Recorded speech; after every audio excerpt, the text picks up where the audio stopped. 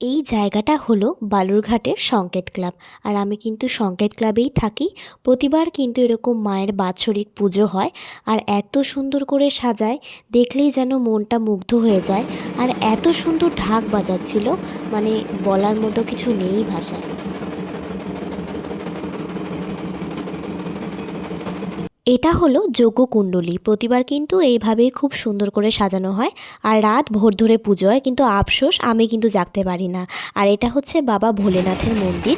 আর আবারও শোনো তোমরা, এত সুন্দর এরা ঢাক বাজাচ্ছিল, মানে আমি না দিয়ে থাকতেই পারলাম না। এখানে 10টা ঢাকি একসাথে ঢাক বাজাচ্ছিল। আমি তোমাদেরকে একটাই কথা বলবো, বালুরঘাটে এলে কিন্তু সংকেত ক্লাবে অবশ্যই এসো, কারণ মা কিন্তু ভীষণ জাগ্রত।